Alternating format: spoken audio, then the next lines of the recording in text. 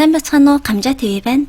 2021 онд буюу одоогоос 3 жилийн өмнө Солонгосын нэгэн цэцэрлэгийн хэдэн багш нар бас эцэг эхчүүдийн төлөөлөл телевизэд хандаж ярилцлага өгсөн. Тэр ярилцлагаараа яг юу ярьсан бэ гэхээр хэдэн жилийн турш хамт ажилласан ажлын минь хамтрагч ээж биднэрт яаж ингэж хандаж чадсан болоо. Үнэхээр их урвалт бас айдас мэдрэгдсэн. Мөн одоо бид нар таньдаг хүн байсан ч хэн нэгний өгсөн усыг хүртэл итгэж ууж чадгаа болсон. Идэж уух зүйлээ бүгдийн зөвхөн гэртээ л хийж авч гардаг болсон талаараа ярьдаг. Энэ цэцэрлэгийн багш нарыг ийм травматай болгоход хүргэсэн хэрэг ичлэгдэх яг гол шалтгаан нь нэг томблер буюу нэг усны савнаас эхэлсэн.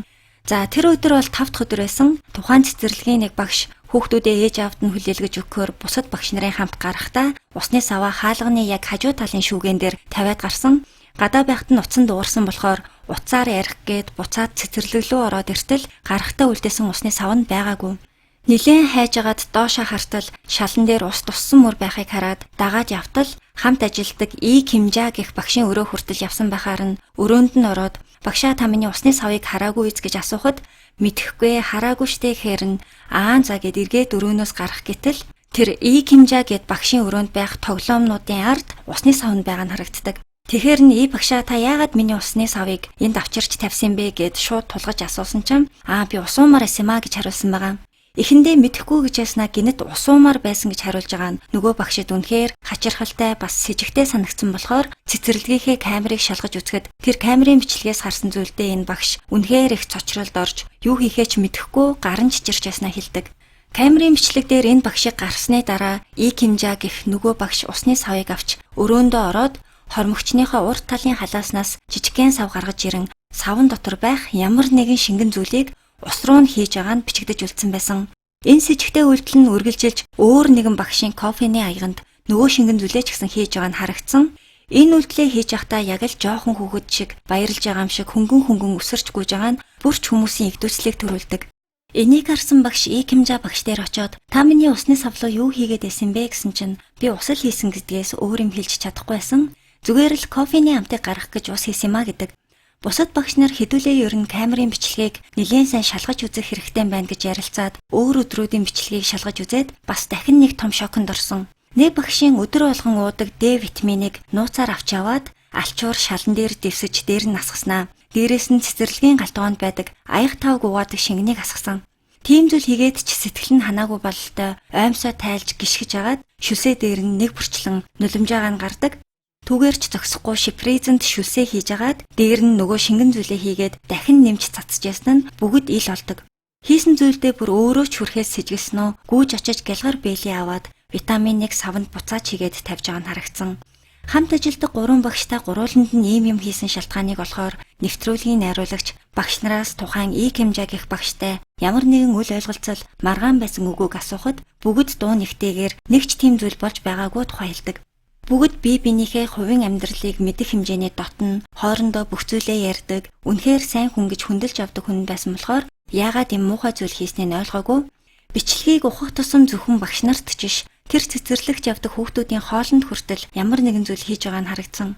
Өнгөрсөн хэдэн сарын турш цэцэрлэгийн хүүхдүүд нэг нэгээрээ өвдөж, биеийн захтнаж юм туураад хамраас нь хүртэл цус гарах явдал хит удаа гарсан байсан. Хүүхдүүдийн иддэг хачир, шүл хоолнд нэг шингэн зүйл бас хит хэдэн удаа цагаан унтаг цацаад гараараа хоолыг базаж хутгаж байгаа нь харагддаг. Нэг ээж ярихдаа тухайн багш хүүхдүүдийг хоолоо яаж идж байгааг яг ард нь зогсоод ширтээ зогсож байгааг нь бичлэгнээс хараад хамаг биенийхэн шар ус босч яасан бас хэрвээ камерын бичлэг устгагдсан ч юм уу эсвэл огт байгаагүй бол бид нар хүүхдүүдээ зүгээр л нэг харшил гараад байгаа юм байна. Хитрхи халуун болохоор хамраас нь цус гараад байгаа юм байна гэж бодоод өнгөрөх байсан байх гэд уйлаж ирсэн. Бичлэгийг үзэж байхдаа хүүхдүүд багшаа хоолоо нэмүүлье гэж хэлж байгааг нь сонсоод энэ багш нарын сэтгэл нь ч гэсэн урагдах шиг болж битгий нэмүүлье гэж нэмж хэлсэн байгаасаа гэсэн айцтай үцэцгээжсэн. И Кимжа багш нэг хүүхдийн аманд шоколад хийж өгөхөд нөгөө хүүхэд шууд амнаасаа гаргаад салфеткаар амаа арчиж идээгүй. Тэгсэн чинь шууд өөр хүүхдээр очоод аягтай усанд нунтаг юм хийгээд хүчээр уулгаж байгаа бичлэг нь хүртэл ил болсон. Энэ цэцэрлэг тухайн бүс нутагтаа л ороход хэцүү, өндөр төлбөртэйгээр алдартай цэцэрлэг. Хүмүүс ч аюулгүй бүх зүйл нь найдвартай, багш нар нь өндөр ёс зүйтэй гэж хүүхдүүдээ өгөхийг хүсдэг цэцэрлэгүүдийн нэг байсан. Хүүхдүүдийн хоолнд юу хийснийг И Кимжа багшаас нэвтрүүлгийн багийнхан асуухаар биечилж очиж уулзахаар болдог. Угаасаа тухайн үед хүүхдийн хүч ирхийлэл, бусдын эрүүл мэндэд ноцтой хохирол учруулсан зэрэг олон хэрэгээр гадуур байцаалтанд байсан үеигаа очоод асуухад хүүхдүүдийн хоолнд би юу ч хийгээгүй гэд зүгтаад багийнхан болохоор камерын бичлэг байгаа штэ. Тэрэн дээр гарч байгаа зүйл юу юм бэ гэж асуухад цагдаа нараас асуу би мэдэхгүй гэд нөхөртөөгөө гэрээсээ гараад явж исэн. Та хүүхдүүдийн өмнө буруутай мэдрэмж төрөхгүй байна уу гэхэд би тийм мэдрэмж төрхөөр үйлдэл хийгээгүй гэд дээрээс нь хажууд нь байсан нөхөр нь та нар манай өмгөөлөгчтэй очиж уулзгээд эхнэрээ илт өмөрч камерыг түлхээд байсан болохоор цаашаа ярилцлага хийх боломжгүй нөхцөл байдал үүссэн. Азар багш нарын нэг камерын бичлэг харамгацаа Икимжа багшийн хоолнд хийжсэн шингний савыг булааж аваад цагдаа нарт аль хэдийн өгсөн байсан болохоор цагдаа нар тэрийг шинжээч рүү шилжүүлээд нэвтрүүлэг хийгдэж явах явцад шинжилгээний хариу гарсан байгаа.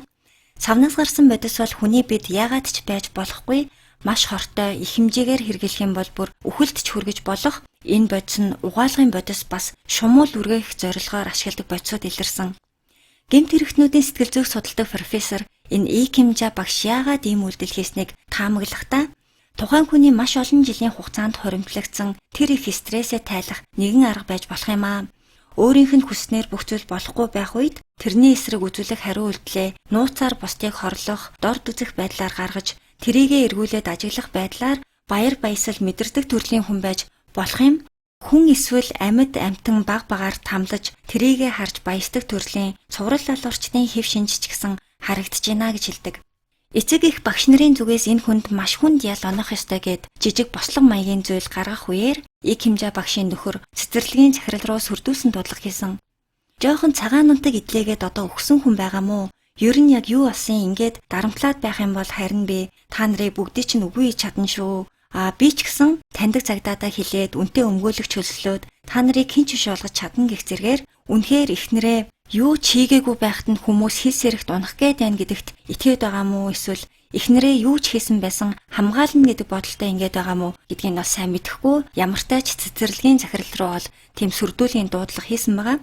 Нөхөр нь сэтгүүлчдэд ярилцлага өгөхдөө манай эхнэр савн бок хүүхдүүдэд өгөөгүй ханиад хүрсэн хүүхдүүдийн дархлааг дэмжих зорилгоор шоколадыг нунтаг цагаан гаанд дүүрж идүүлээд чихрийн харшилтай хүүхдүүдэд усанд хийж найруулад уулгасан гэж хэлсэн. Гэхдээ яг тийм л зорилготой байсан бол яагаад багш нарын аяга усны савнд нууцаар ямар нэгэн зүйл хийгээд тэрийгэ мэдэхгүй гэж хариулж ясныг бол тайлбарлаж чадаагүй. Камерын бичлэг дээр Икимжа багшийн шоколад өхөөр нь амнасаа гаргаж хайсан хүүхэдтэй уулзаад асуухад цагаан гааны амт байгаагүй муухай гашуун амттай байсан гэж хэлсэн нь хүртэл гэрчийн мэдүүлэгт багтсан байгаа. Эцэг эхчүүдийн хамгийн их айсан зүйл нь хүүхдүүдийн хоолнд яг юу хийсэн бэ? Бас энэ хэрэг нотлох баримт бүрэн биш гээд зүгээр л нэг тэнсэн харгалзах ял ч юм уу эсвэл багшлах эрхээ асуулаад өнгөрөхвэ гэдгээс маш их хайжсэн.